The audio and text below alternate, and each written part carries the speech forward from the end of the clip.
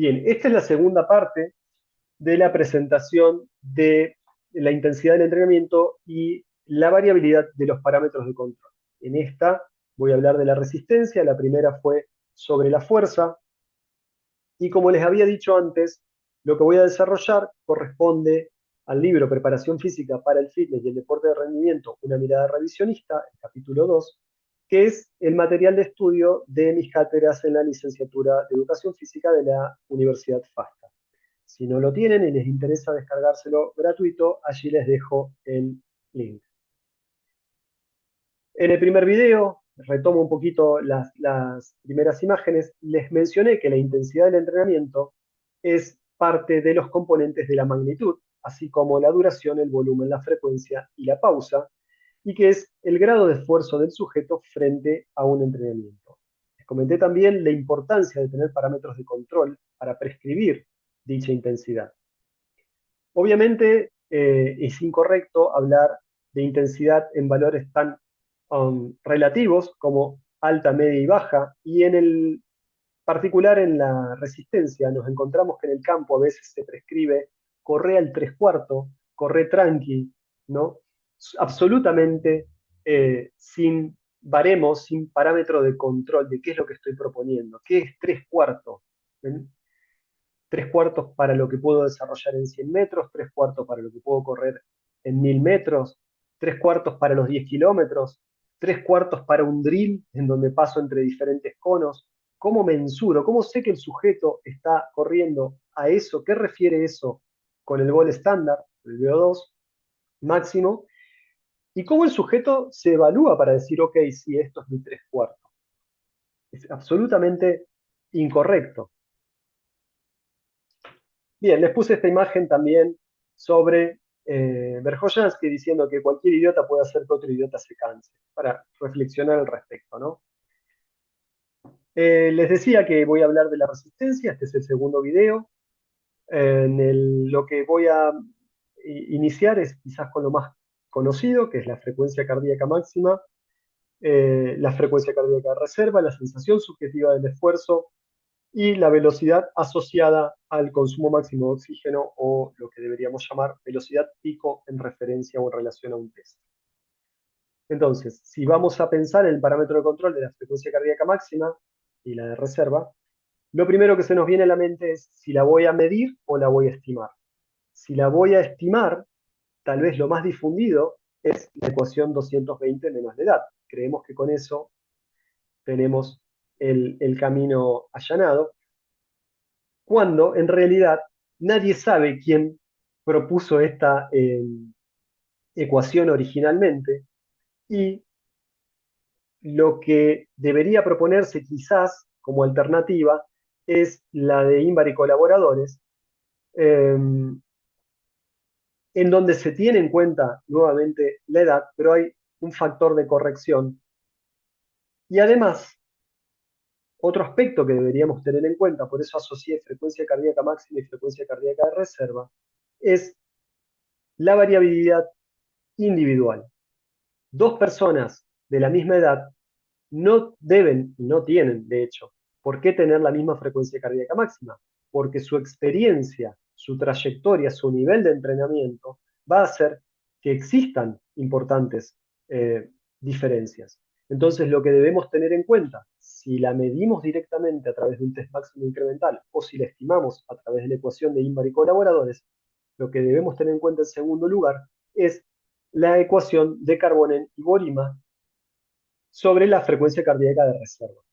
Y es esta frecuencia cardíaca de reserva, como les presento aquí en la tabla, la que está más relacionada con el porcentaje del consumo máximo de oxígeno, que es nuestro gold estándar, que la frecuencia cardíaca máxima. Obviamente la frecuencia cardíaca máxima, y aquí hay un error en la praxis importante, cuando se estima y se pensaba en esa ecuación 220 menos la edad solamente, varía de acuerdo a la posición del cuerpo y la masa muscular involucrada. Entonces, no puedo pensar en utilizar esa ecuación, incluso la ecuación de Inbar y colaboradores que le mencionaba antes, para el ciclismo, para la natación y para los distintos estilos de natación, para el remo o para diferentes disciplinas, ¿no? Entonces, en cada eh, disciplina tendré que tener en cuenta una frecuencia cardíaca máxima específica. La tendré que medir específicamente con un test máximo incremental. Y aquí sí, solo podría usar la ecuación de estimarla para el pedestrismo. ¿Mm? Otros puntos a considerar sobre esto son que si voy a decidir proponer la intensidad controlada por la frecuencia cardíaca máxima, solo va a poder utilizarse en aquellos esfuerzos que al menos requieran de 2 minutos o más. ¿Por qué? Porque la frecuencia cardíaca máxima es una media de 2 minutos más menos 1. Entonces, en esfuerzos más breves no tiene ningún sentido utilizar, o es un gran error utilizar la frecuencia cardíaca como parámetro de control. Y se los voy a demostrar con diferentes ejemplos. También hay que tener en cuenta que le afectan diferentes factores medioambientales. Se los voy a demostrar con ejemplos. Seguramente quienes hayan utilizado la frecuencia cardíaca como parámetro de control eh, habrán percibido estas cosas. Tal vez no se cuestionaron el por qué, pero habrán detectado que había algo más allá de lo que se supone o en relación a lo que se supone que debería ocurrir y lo que estaba ocurriendo. Y en referencia a lo mismo que les decía de la posición del cuerpo y demás, la frecuencia cardíaca máxima es protocolo dependiente. O sea, tendré que utilizar un protocolo de evaluación, si la voy a medir, directamente relacionado con la disciplina o la actividad o el ejercicio que voy a prescribir después. Entonces, les propongo ejemplos. Fíjense, una persona en donde se mide su velocidad eh, asociada al consumo máximo de oxígeno, el CAT-TEST, de 2000 metros a la izquierda, y se registra directamente su frecuencia cardíaca máxima de 74 latidos por minuto. Si utilizamos la ecuación de Inbar y colaboradores, nos da que su frecuencia cardíaca máxima sería 71.55 latidos minutos. Proponiendo un entrenamiento al 90% de la frecuencia cardíaca máxima, de reserva, o sea, estoy teniendo en cuenta la ecuación de Carbonell y Borima, diría que en el lado izquierdo, cuando medí directamente la frecuencia cardíaca máxima, ese esfuerzo debería ser a 62 latidos por minuto. Si me quedo solo con la estimación de la frecuencia cardíaca máxima, con la ecuación de Inbar y colaboradores, ese esfuerzo supondría que es a 160 latidos por minuto. La devolución del entrenamiento sería que corrió a 4,44 el kilómetro con una frecuencia cardíaca de 162, no 160. Eh, y la velocidad del 90%, como les decía, del CAT test sería 4,46. Está muy próximo. Y la frecuencia cardíaca, como verán, se relaciona mucho más cuando la medí que cuando la estimé. Ahora, vamos más detalles todavía. Esto es lo que ocurrió. Ahora, se había planificado al 95%, la realidad fue que fueron 3 kilómetros al 95% de la velocidad del CAT test y 2 kilómetros al 85%, con 1 minuto 30 de pausa. Vamos en más detalles. Aquí tienen la devolución del dispositivo de evaluación y lo que debería haber ocurrido. En realidad el sujeto, si vamos a los 3 kilómetros y a los 2 kilómetros, vean la columna que les agrego a la derecha, decimos, los 3 kilómetros tuvo una frecuencia cardíaca promedio de 161.7 latidos por minuto, recuerden que el objetivo era 162, estamos ahí, y que corrió al 94% de la velocidad asociada, de la velocidad del CAT test, de 2000 metros. Y los 2 kilómetros a 162, aunque corrió más lento, al 85%. Bien, analicemos kilómetro por kilómetro ahora. Corrió a 4,39 y 4,39 el primero y el segundo, y 4,23 el tercero de los 3 primeros kilómetros, que refieren, sigan el puntero, al 92.2% de la velocidad del CAT test, al 97.8%, y las frecuencias cardíacas que refieren la relación serían 165, 165 y 171, los latidos por minuto. Sin embargo, el sujeto en el primer kilómetro solo logró 170, sí, perdón, 150 latidos, 165 en el segundo, y en el tercero 170. Algo pasó acá, en el primer kilómetro, que su frecuencia cardíaca fue más baja de la que debería tener según las relaciones que se establecen. Y en los últimos 2 kilómetros, el sujeto corre a 5,04 el kilómetro, que sería un 84,6%. La frecuencia cardíaca absoluta, los latidos minutos, serían 155. El sujeto estuvo en 156, está ahí. Y la frecuencia, la velocidad, el porcentaje de velocidad en relación al CAT-TES del segundo kilómetro fue de 4,86%, 4,59 por kilómetro.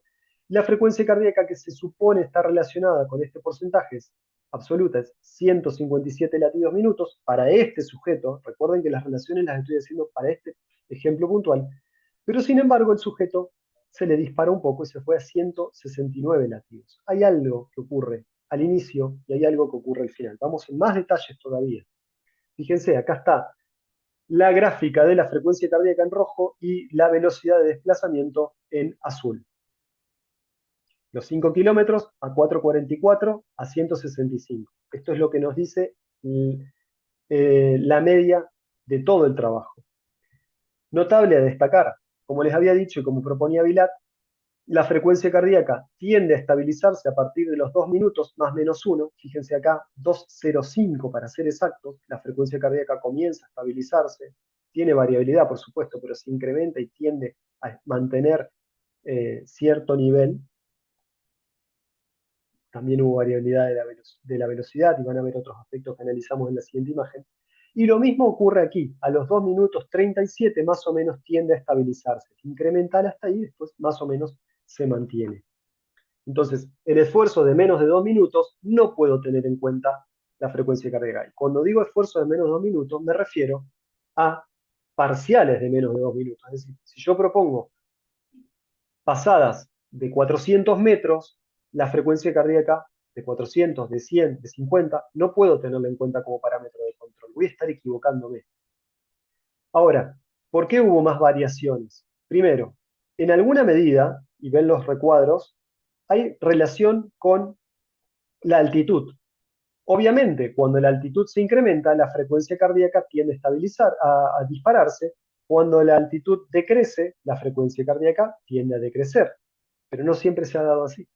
Fíjense aquí al inicio, la altitud es incremental, por supuesto se dispara después, ¿no? Había una colina más marcada, más alta, pero la frecuencia cardíaca incluso en una parte tiende a disminuir.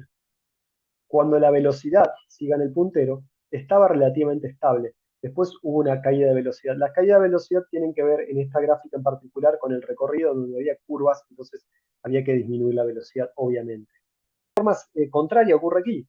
La altitud disminuye, pero sin embargo la frecuencia cardíaca se mantuvo con una tendencia incremental y obviamente se dispara más cuando la altitud vuelve a incrementarse. Más ejemplos de lo mismo. Fíjense, aquí este sujeto, de la variabilidad me refiero cuando digo lo mismo, ¿no?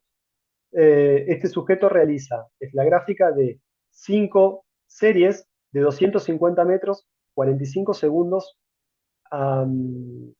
el 120% de la velocidad del test de la Universidad de Montreal, con 50 segundos de pausa. Y después realizó 2 series de 2 kilómetros al 75% de la Universidad de Montreal, a 9,45 los 2 kilómetros, con 1 minuto de pausa. Fíjense la frecuencia cardíaca. En los parciales, estos 45 segundos, en los 250 metros, la frecuencia cardíaca tiende a aumentar al final, ¿no? La velocidad se mantiene relativamente estable, como se propondría, pero la frecuencia cardíaca tiende a aumentar al final. ¿Mm? Y aquí nuevamente vemos que hay un retardo para el incremento y la estabilización en los 2 kilómetros, las 2 series de 2 kilómetros, y una estabilización tardía de la frecuencia cardíaca. Más ejemplos. Dos series de dos repeticiones de 100 metros lineales a la máxima intensidad posible, más o menos 13 segundos, uh, con 20 segundos de pausa y 40 segundos de pausa en la gráfica de la izquierda. Fíjense, la frecuencia cardíaca, ¿cuándo aumenta? ¿Durante los 100, las dos parciales de 100 o al final? Al final, en la pausa. O sobre el final, aquí, en la segunda serie de las dos repeticiones finales. Entonces, ¿puedo tener en cuenta la frecuencia cardíaca durante el esfuerzo? No, en absoluto. Es un error importante. Más, 10 series de 90 metros lineales al 95% de la velocidad máxima, con 15 segundos de pausa. Fíjense nuevamente, ¿cuándo aumenta la frecuencia cardíaca? Al final, en las pausas. En todos los casos. Incluso en algunos esfuerzos de 90 metros, decrece con respecto a la inicial. Fíjense. Entonces, tengamos en cuenta, estos no son detalles menores para la práctica. Nos estamos equivocando si utilizamos la frecuencia cardíaca máxima, perdón, o la frecuencia cardíaca reserva en este caso, los latidos por minutos en este tipo de esfuerzo. Más aún, más evidencia, la última en este caso, 42 repeticiones de 200 metros en 45 segundos al 95% de la velocidad del test de la Universidad de Montreal con 45 segundos de pausa en pista. Fíjense, claro, hay una tendencia incremental de la frecuencia cardíaca, pero ¿cuándo aumenta? En la pausa. Ahora, ¿cómo sé que esta tendencia va a ser igual en todos los sujetos? No lo sé. No puedo decir que este sujeto entrenó al 95% de la frecuencia cardíaca de reserva, que se relacionaría con este 95% de la Universidad de Montreal. ¿Por qué? Porque el esfuerzo fue menos de 2 minutos. La frecuencia cardíaca no tiende a estabilizarse. Es más, diría que hizo mayor esfuerzo en la pausa que durante el trabajo, durante los 200 metros. ¿No? A tener en cuenta los detalles en la práctica, a interpretar correctamente las gráficas. Otro parámetro de control sería la sensación subjetiva de esfuerzo, lo vimos en el caso de la fuerza. Similar, lo que hay que tener en cuenta acá como consideraciones es que, nuevamente, la subjetividad aparece, eh, es un elemento muy, muy simple de utilizar, pero que también hay que saber relacionarlo con el consumo máximo de oxígeno. Si tiene esfuerzos largos, no podría pensar esto en esfuerzos de 40 segundos, 30 segundos, un minuto, tendría que ser mayores probablemente a los 2 minutos, y no es la relación uno a uno como se suele pensar en la práctica, sino que se ha evidenciado que la relación sería, por ejemplo, como está aquí expresado, 10, un esfuerzo máximo al 100% del consumo máximo de oxígeno, entre 8 y 9 al 90 y 95, entre 7 y 8 al 80 y el 85, y así sucesivamente. Les dije que era ideal hablar de velocidad pico o velocidad pico final de un test de referencia y no velocidad asociada al consumo máximo de oxígeno, principalmente porque no medimos el consumo máximo de oxígeno. Entonces, de verdad no lo estamos eh, conociendo. Eh, el consumo máximo de oxígeno y la velocidad pico están relacionadas, obviamente. Acá les dejo un ejemplo de un test máximo incremental de la propuesta del protocolo del Colegio Americano de Medicina del Deporte. La velocidad mínima que logre mientras alcanzo el consumo máximo de oxígeno sería la velocidad pico o la velocidad asociada a dicho consumo máximo de oxígeno. Pero esta velocidad, por eso digo, no podemos hablar de consumo máximo de oxígeno si no lo estamos midiendo, es protocolo dependiente. Fíjense aquí, esta es tomado de Buhey. En la línea azul muestra el test de Leger de ir y volver, el Kursnavet o 20 metros shuttle running test, la velocidad que el sujeto alcanza cuando logra su máximo consumo de oxígeno es de 15 kilómetros por hora, y cuando este test incremental se hace en forma lineal es de 18 kilómetros por hora. Sin embargo, el consumo máximo de oxígeno medido, registrado directamente, es el mismo, ¿no? Pero las velocidades son diferentes. ¿Por qué? Porque esta velocidad es protocolo dependiente. Otro ejemplo, 15 corredores recreativos realizan 3 protocolos de evaluación máxima. Uno, el test que propone Martin Buhey, de 30 segundos de esfuerzo por 15 de pausa, otro igual en recorrido de ir y volver, otro igual en cinta y otro de 30 segundos incrementales sin las pausas también en cinta, en continuo incremental. Fíjense las diferencias. La velocidad final en cada uno es distinta, es significativamente distinta entre cada uno. Eh, es mayor cuando el test tiene pausas, perdón, cuando el test tiene pausas y es lineal, que cuando tiene pausas y es de ir y volver, y es mucho menor cuando el test es continuo, incremental, sin pausas. La sensación subjetiva de esfuerzo es similar. En todos los casos los sujetos está utilizando otra tabla que es eh, la tabla de Borg. En el material de estudio pueden ver perfectamente por qué no sería recomendable utilizarla. Su asociación en la valoración hasta el número 20 como máximo está referida a valores absolutos de latidos por minuto. Deberían descartar esa propuesta. Pero bueno, aquí la utilizaron y el dato, el valor que les da es igual, similar. La lactatemia en sangre es diferente, ¿sí?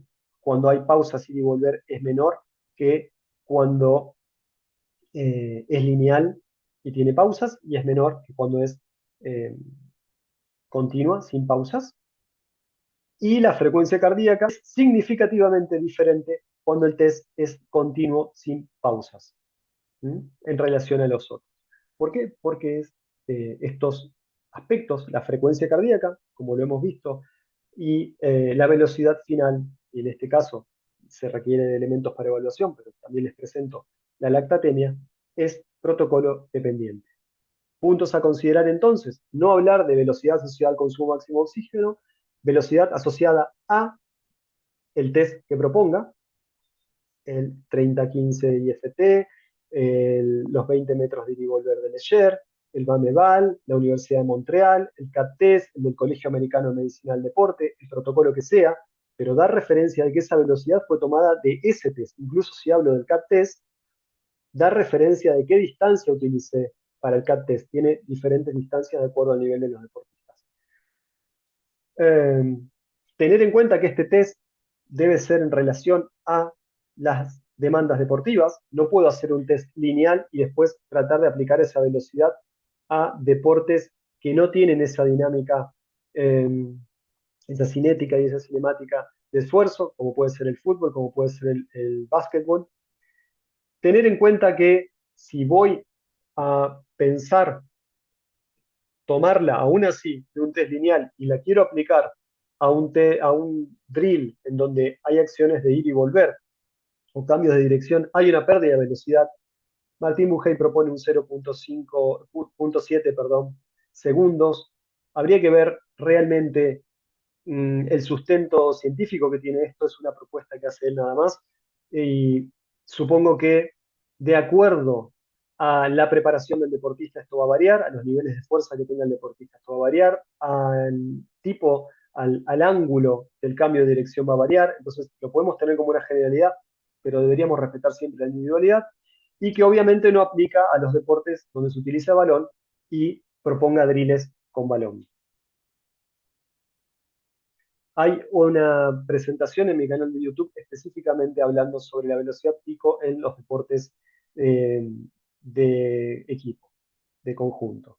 Otros puntos a considerar, si voy a utilizar dispositivos de traqueo como los GPS, es que para mensurar, para registrar la velocidad del entrenamiento, es que hay pérdidas de señal, que las velocidades y el mapa de acciones, sobre todo si voy a utilizarlo en deportes de equipo, eh, el mapa de calor que le llaman en tiempo real no es preciso, y que hay falta de fusión de sensores y muchos dispositivos después dan lo que sería la carga del entrenamiento en valores, en unidades arbitrarias, lo que hay que ser muy, muy cuidadoso a la hora de interpretarlas.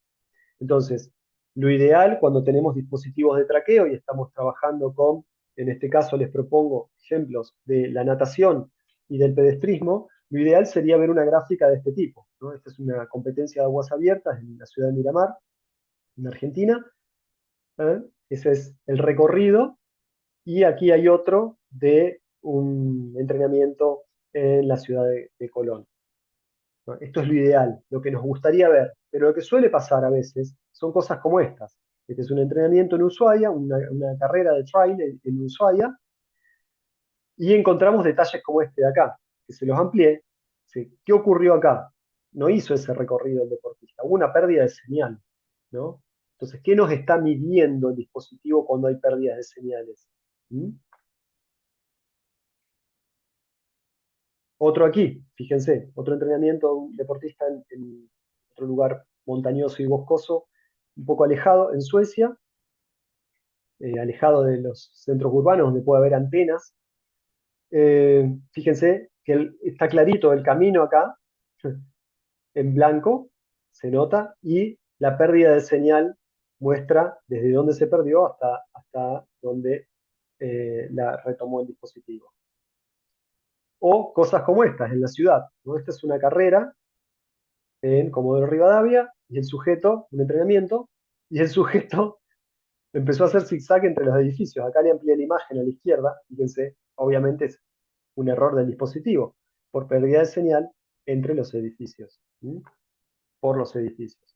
Más errores. Aquí, esto eran vueltas al parque, fíjense, nada que ver la marca roja, la primer marca roja, esta grande, que sería toda la periferia del parque, no la segunda, la más pequeña, que está así, está bien. ¿Sí? Más errores en la pista de atletismo. Fíjense, no, hay pérdidas de señal, el sujeto acá no atravesó por los árboles en realidad, dobló en esta curva aquí. Las vueltas a la pista parece que todas las hiciera por diferentes carriles, cuando en realidad la realizó por el mismo carril. Aquí hay una pérdida de señal importante también, una gráfica incorrecta. ¿Mm? Fueron trabajos, acá está explicado el trabajo en cada uno, 8 series de 200 metros. ¿Mm? Y ni que hablar, este es un tenista realizando un test de ir y volver, es el 30-15 de Martín Mujer. Fíjense que pareciera que también, que estuvo corriendo en diferentes carriles, que se pasó en todas las líneas de volver, cuando en realidad no fue así. Entonces, ¿qué parámetros de control usaba y qué voy a estar usando ahora? Como conclusión de los dos videos, ¿sí? Deberíamos repensar esto, prestar atención a los datos que tenemos, prestar atención a las gráficas que nos devuelven los elementos que utilizamos. Y la respuesta sería, desde mi punto de vista, utilizar lo que me resulte más práctico. Si no dispongo de elementos, obviamente hay cosas que no podré utilizar, reconociendo siempre los alcances y limitaciones de cada parámetro de control y tratando en lo posible de tener uno como referencia principal y contemplar otros, considerar otros al mismo tiempo, integrándolos para tener un mejor control de la intensidad. Me encanta esta frase, aprender sin reflexionar es malgastar energía. Espero les haya resultado interesante. Podemos seguir en contacto por las redes sociales. Me gustaría saber su opinión al respecto. Ha sido una síntesis con ejemplos de lo que les propongo en los apuntes de mi libro. Aquí les dejo bibliografía específica que he utilizado para esta presentación, el segundo video, eh, y espero realmente les resulte práctico en el campo.